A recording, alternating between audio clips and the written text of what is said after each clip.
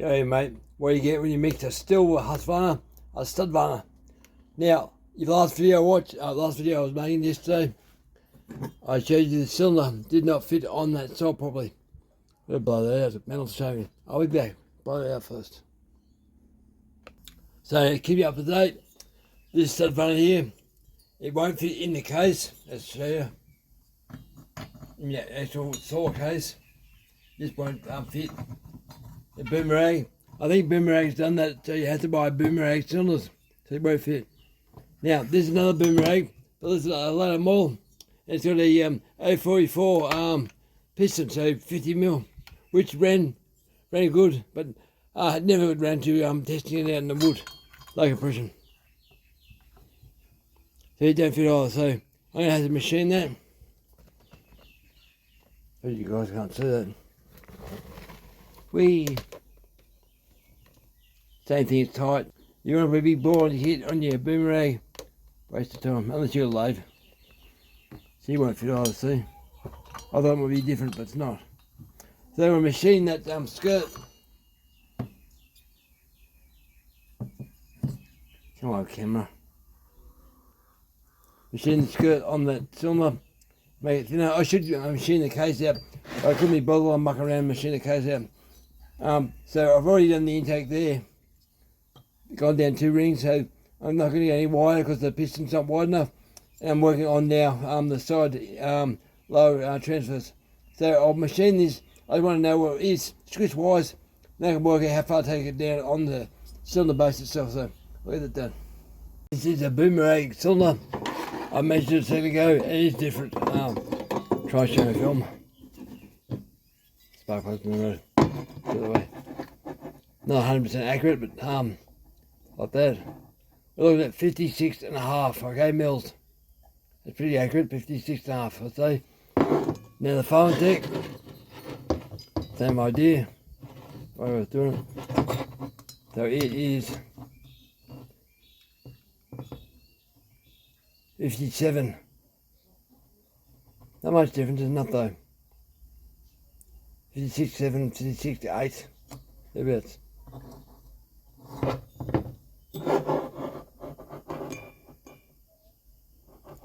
56.4.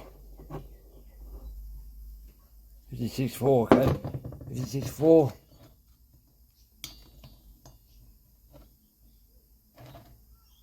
Yes, only take sort of half mil for the fibre, but you can see the difference. There's more skirt material, the 50mm piston. It's 52mm piston, but the skirts have to be the same diameter to fit in the bore, and that won't fit. So I'll take a smidgen off these, just a tiny bit. Make sure she drops it in the cylinder. Take a bit off the bottom of that skirt too. Give me clearance in the case itself, and I'll work out what the squish is, and the machine squish tracks down. Okay. Now I'm waiting for a part to come from America. Another tungsten carbide colour. This one here, you see, it's one of the ones you have to sharpen. It, I call it right hand cut. So yeah, on your mandible like that, you're cutting towards the cylinder, so you're cutting right hand. But they call it a left hand cut, so must be felt that way. So I'm waiting for this other colour, and hopefully I can fix this. Now I've just measured this. I'll do it the same way, both things. First one first. Sit on top of the lower transfer there. Same measurement. They're 56.4. No, 56.5, okay? Same spot.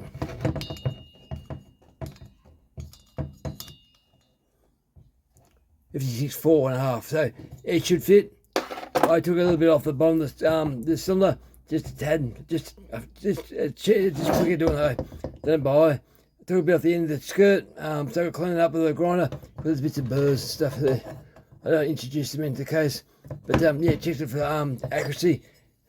That's here the man drilling, so it was running good. So, but yeah, I'm just trying to get the cutting piece to the base of this cutter cleaner. Now it's alright for me, it's my saw, but for someone else's saw, I want it to be a lot more smooth than that. Even though they'll add texture for the glue, I want to make sure it's cutting square and perfectly done. So went over that 3 or 4 times. I've never done lead machining before, but I went over it backwards probably 5 or 6 times slowly until nothing more came off. So hopefully it'll be good. So I'll put this on, hopefully it fits, and I'll bring you back and we'll show you what the squish is. Don't know how well it's turned up the TV, but it just dropped down beautifully. Just in the base there, no worries at all. So I'll lift it down 4 bolts and do a squish test to see what squish we end up with. That's alright, I'm happy with that. Looks square and flat. Yeah, because I'll work out the squish. Now this is where it gets dangerous. I squish right now of 28 thou, 28 and a half. And I want to go to about 22, something like that. Because this will determine power will come. This one is actual compression. The base will be so, the case pressure will be so low on the compression up to get power out. So you understand when you see what, the same as before. That's similar. This one here. So there's not much case compression with that set up. Piston wires and all that crap. So I'm going to try and squish a little bit more off it, just a tiny bit, a hair. So a thickness of a gnat's foreskin, not much. A much better finish. Just touched off, I think I call it. Kiss the metal and just rubbed it just a tiny bit. So a lot smoother. Maybe of that. So it depends on how you push it. I think I only take a little bit at a time, but just touching off, so it's nice. I'll clean it up and work out what the squish is. I'll try and work out what the squish is. Should be a lot better now, I think. Get in there, go on. Now you want to. It's on the wall. Alright. You feel it straight away, it's hardened the solder. So I'll put a scrunch on that. I'm rocking that. If I don't have my fingers, makes more sense to me.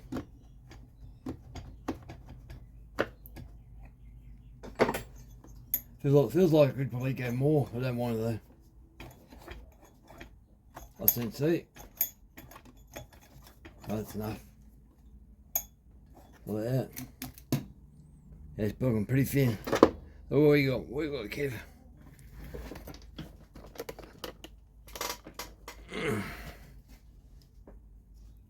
Zero it back in.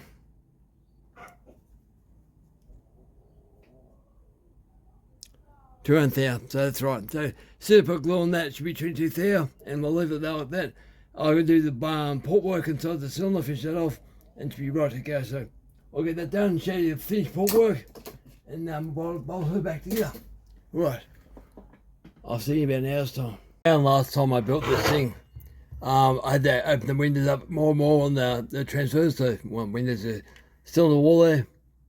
So the exhaust side of the cylinder, so that's when the first one opens up. Open it right up. This part here I've lowered it down just a bit. So when you put your ring on there, you have a chamfer just here.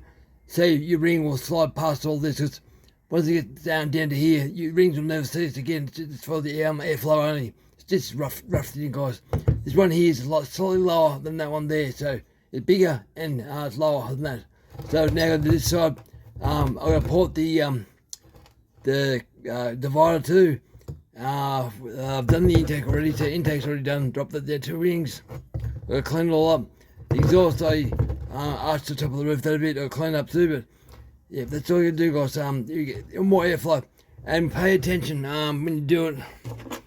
I'll go back here. I'll give you a quick look when I finish it. You got to make sure where the airflow goes down here.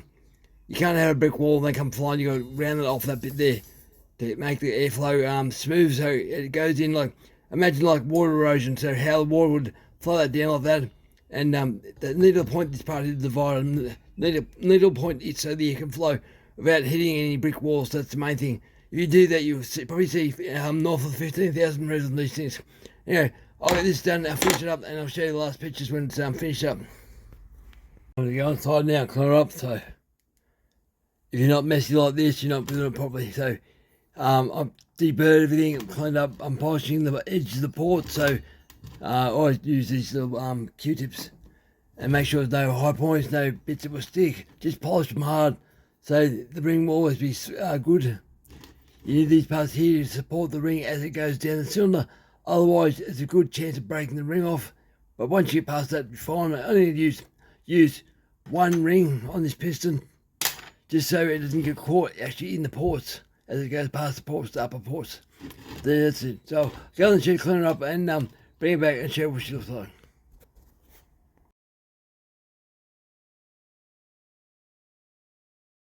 I cleaned up. I cleaned the base of the crank case up. That's been brake cleaned and all that crap. Washed it in hot water with soap. It's cleaned up real good. Now you can't be too careful. I laid the base of the cylinder, so look out for burrs, stuff like that. So run your fingers under here, and I actually went there with a Q-tip and Q-tip, and made sure everything was polished clean, so there's no sharp stuff. So you gotta make sure there's nothing sticking up inside. Deburr everything, shampoo everything. Just make sure she's clean. Exhaust. It's got a funny lump, a manufactured lump in the bottom of the intake there. The lump's in there. So I made a bit more of an arch on the exhaust, polished up a little bit. Didn't spend too much time on that, but yeah, just gotta make sure everything's right, guys. There's another lump there, so I'll get the lump there off. So I've still got more clean to do, looks like. I'll do a diamond burr on that diamond, but that part there is still high. Just there, don't know why. And for all this, yeah, that's right too. But anyway, I'll put this all back together, put the timing wheel on this thing, degree wheel, up there, and make sure I know what the numbers are. I'm pretty sure it should be 80 degrees, 81, something like that. Might be high, I don't know, but she will breathe this time, and breathe really well, and not play up, hopefully. Alright guys, get it done. The squish test can be 22.5 thou or 23 thou, depending how you looked at it. It's not super tight, but I was aiming for 22, so I am happy. So it'll be alright. And it spins over freely. So I put the degree wheel on it. I put them all down here because I don't like the soil running. So I always put 2-stroke oil down there, lubricate it up. I'll do timing numbers, or know what degrees it is. It's going right. I don't care about the transfers. I haven't dropped that much, so just want to know what the intake is and what the exhaust is doing. So I'll get into that. Okay, let's find out what numbers they are. I haven't looked yet. Funny enough, I zeroed the wheel in. I only had to adjust it once, so I almost guessed it perfectly spot on. So we'll do the intake first. Intake first. Wish I could talk better. Might remove this boot so you see better.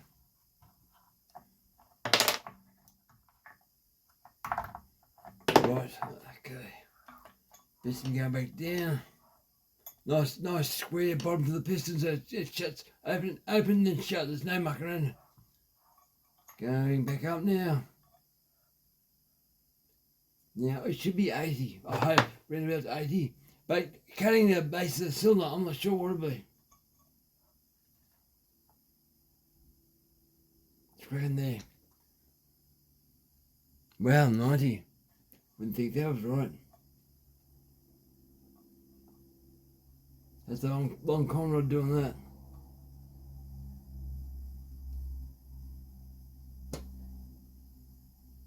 Just 90, okay.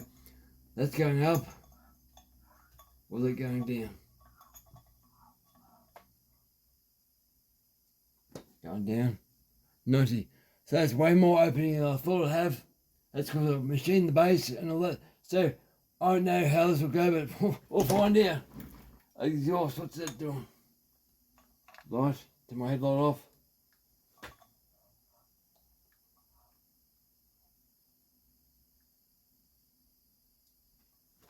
Because I oiled it up, I do it this way. Light starts slickering through, about half an inch or 3/4 inch of light squishing through. If I can see light, gas will go through there. That's it, there. 100 and, what's that? 103. Wow. That's really different numbers. I don't think I can see transfers, but have a look. Try here. 103, wow.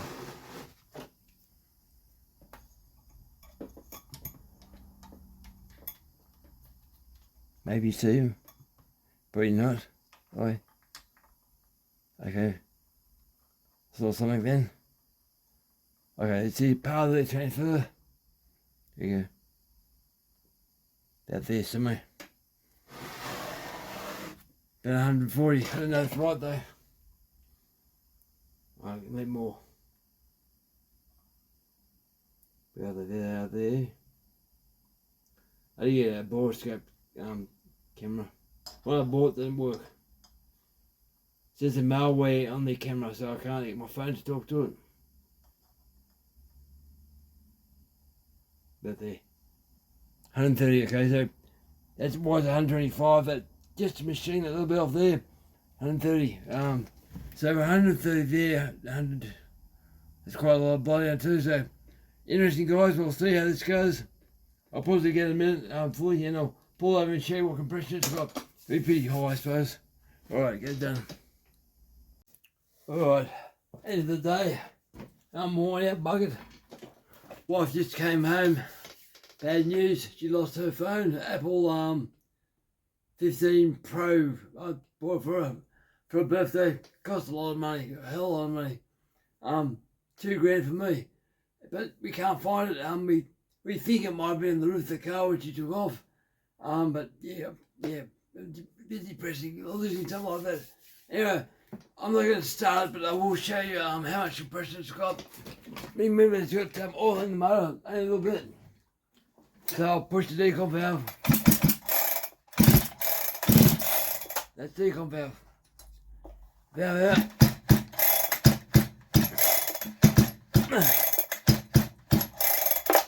Now, blue, white and red, that's the strain flag on that. Blue, stars, and the British red bits. So anyway, I'm upset about me wife losing the phone. I can't yell, it's not her fault. In a bit of a rush, get some shopping done, but yeah, Apple 15 Pro Plus that was. But anyway, that's the way life goes, guys. I don't know if I'm going to go to bed, but I'll get around to starting that tomorrow. That, to me, it's going to be really interesting. So now that it turns over smoothly, like, you just turn over that, it's smooth, there's no binding, it's just beautiful. So that when that glue goes off, I'll start up tomorrow afternoon later I suppose. Yeah, it should be interesting. There's the compression. 23,000. That's going to be interesting. Alright guys, over and out. Thank you for watching. Bye, so front.